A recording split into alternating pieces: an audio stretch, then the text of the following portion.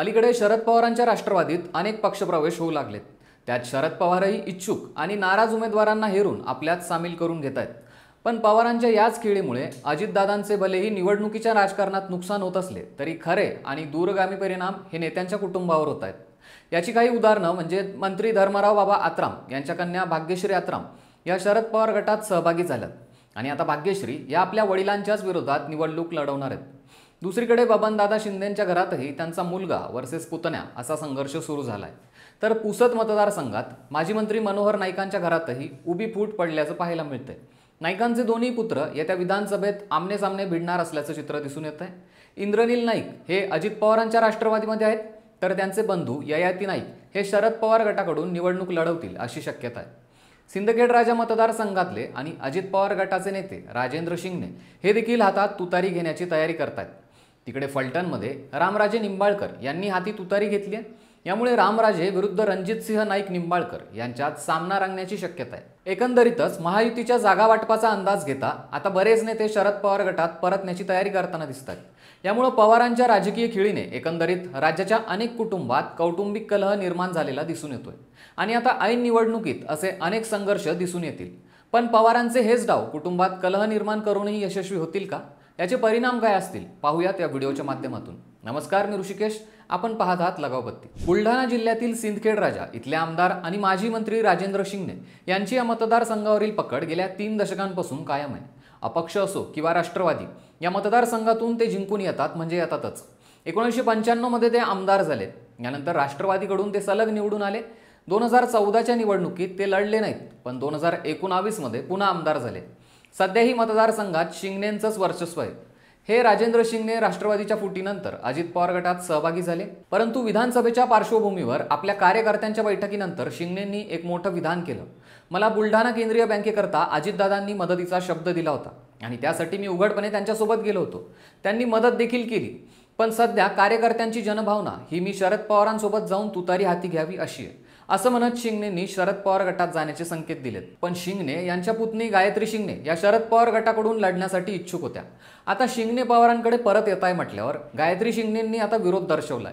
गद्दारांना संधी मिळणार असेल तर निष्ठावंतांचं काय, असा सवाल त्यांनी केलाय। तर अपक्ष का होईना पण आपण निवडणूक लढवण्यावर ठाम असल्याचं त्यांनी सांगितलं। त्यामुळे शिंगणे कुटुंबात आता फूट पडल्याचं दिसून येतंय। फलटणमध्ये अजित पवार गटाचे नेते रामराजे निंबाळकर यांनीही अजित पवारांना सोडचिठ्ठी देत शरद पवारांकडे जाणं पसंत केलंय। भाजपचा एक नेता आपल्याला त्रास देतो असा आरोपही त्यांनी रणजितसिंह निंबाळकरांवर केलाय। या नेत्याच्या त्रासामुळेच आपण पवारांकडे परतल्याचं त्यांनी सांगितलं। या वापसीमुळे अजित पवारांना एक मोठा झटका बसला। रामराजे नाईक निंबाळकर हे 1995ला आमदार झाले, तेव्हापासून 2019 पर्यंत ते मंत्रिमंडळात होते। यानंतर ते अजित पवार गटासोबत गेले होते, पण आता कार्यकर्ते नाराज आणि अस्वस्थ आहेत असं म्हणत त्यांनी शरद पवार गटात पुन्हा प्रवेश केलाय।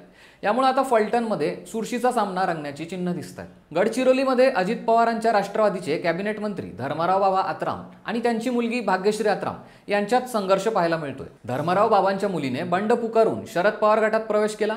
याआधीच धर्मराव बाबा यांनी मुलींच्या बंडाबद्दल वक्तव्य केलं होतं। ते म्हणाले होते, शरद पवार गट माझं घर फोडून माझ्या स्वतःच्या मुलीला माझ्या विरोधात उभं करणार आहेत। माझ्या जावयावर आणि मुलीवर विश्वास ठेवू नका। या लोकांनी आपल्याला धोका दिलाय। बाबांच्याच तालमीत वाढलेल्या भाग्यश्री आत्राम यांना राष्ट्रवादी शरद पवार गटाकडून तिकीट मिळणार हे पक्क झालंय। तर दुसरीकडे भाजपमध्ये असणारे धर्मराव बाबा यांचे पुतणे अंबरीश हे देखील अजित पवार गटाला जागा मिळाल्याने अपक्ष लढू शकतात, परंतु मुख्य लढत ही भाग्यश्री आणि धर्मराव बाबा आत्राम यांच्यातच होणार आहे। त्यामुळे इथे बाप आणि लेकीचा सामना पाहायला मिळण्याची शक्यता आहे। यवतमाळच्या पुसदमध्ये राष्ट्रवादी काँग्रेसचे ज्येष्ठ नेते आणि माजी मंत्री मनोहर नाईकांच्या घरात उभी राजकीय फूट पाहायला मिळतील। शरद पवार हे काँग्रेसमधून बाहेर पडल्यानंतर सुधाकरराव नाईक त्यांच्यासोबत गेले होते, तेव्हापासून नाईक कुटुंबीय राष्ट्रवादी काँग्रेसमध्ये। गेल्या वर्षी राष्ट्रवादीतील फुटीनंतर पुसदचे आमदार इंद्रनील नाईक हे अजित पवार गटात गेले। मनोहर नाईक यांचे मोठे चिरंजीव ययाती नाईक हे यवतमाळ जिल्हा परिषदेचे उपाध्यक्ष राहिले आहेत, पण त्यांना डावलून इंद्रनील यांना आमदारकीची संधी मिळाली। तेव्हापासून ते राजकीय संधी शोधत होते। राष्ट्रवादीच्या फुटीनंतर लहान भाऊ अजित पवार गटात गेल्यानं ययाती यांनी शरद पवार यांच्याशी जवळीक वाढून संधी साधली। येत्या विधानसभेसाठी उमेदवारी मिळावी म्हणून त्यांनी थेट शरद पवार यांना गळ घातली। यामुळे पुसदमध्ये नाईकांचे दोन्ही पुत्र येत्या विधानसभेत आमने-सामने भिडणार असल्याचं चित्र दिसून येतंय। तिकडे सोलापुरातील माढा मतदारसंघात बबन शिंदे हे अजित पवारांकडून लढणार आणि जिंकूनही येणार अशी अटकळ बांधली गेली होती। राष्ट्रवादीतल्या बंडानंतर त्यांनी अजित पवारांना साथ दिली होती, पण माढ्यातून उमेदवार तेच असतील अशी चर्चा रंगत असताना अचानक त्यांनी शरद पवारांची भेट घेतली। यामुळे अजित पवारांना आणखीन एक मोठा धक्का मिळाल्याचं पाहायला मिळालं। शिवाय यावेळी ते स्वतः निवडणूक लढवणार नाहीत, तर त्यांनी आपले पुत्र रणजितसिंह शिंदे यांच्यासाठी मोर्चेबांधणी सुरू केली असल्याचं दिसतंय। तर त्यांचे पुतणे धनराज शिंदे हे देखील विधानसभेसाठी इच्छुक आहेत। धनराज यांनी शरद पवारांची भेट घेत विधानसभेचे रणशिंग फुंकलंय। यामुळे आता शिंदे घराण्यातच जागेसाठी कलह रंगणार हे नक्की झालंय। एकंदरीतच काका पुतण्याचा हा वाद आता स्थानिक राजकारणापर्यंत जाऊन पोहोचल्याचं दिसून येतंय। शरद पवारांच्या फोडीच्या राजकारणाचा परिणाम हा कौटुंबिक कलहात रूपांतरित होताना पाहायला मिळतोय। कुटुंबातच सत्तेसाठी कलगीतुरा रंगल्याचा प्रकार नवा नाही, पण राष्ट्रवादीच्या फुटीमुळे त्यात वाढ झाली हे नक्की। आपल्या काकांना सोडून सत्तेत सहभागी होणाऱ्या अजित पवारांना शरद पवारांच्या फोडीच्या राजकारणाचा परिणाम हा सहन करावा लागतोय। याचाच पश्चाताप म्हणून की काय, अजितदादांनी भर भाषणात आत्राम यांच्या कन्येला वडिलांना सोडू नका, कुटुंबात फूट पडू देऊ नका, मी केली ती चूक तुम्ही करू नका असा सल्ला दिला होता। त्यावर शरद पवार गटात प्रवेश करताना भाग्यश्री आत्राम म्हणाल्या होत्या, अजितदादा मला बापाला सोडून जाऊ नका असं म्हणाले। मी त्यांना विचारते, तुम्ही काय केलं? तुम्ही तेच केलं? वाईट वाटत असेल तर तुम्हीच आमच्या शरद पवार गटाकडे परत या असं प्रत्युत्तर दिलेलं। असो, सत्तेसाठी नेते आपल्या कुटुंबात पडणाऱ्या फुटीचं गांभीर्य न बाळगता उमेदवारीच्या मागे लागतायत, पण विधानसभेच्या अशा फुटीच्या राजकारणाचा कितपत फायदा होईल हे येत्या विधानसभेत कळेलच। तुम्हाला काय वाटतं ते आम्हाला कमेंट करून नक्की सांगा आणि आमच्या लगावबत्ती या YouTube चॅनललाही नक्की सबस्क्राईब करा।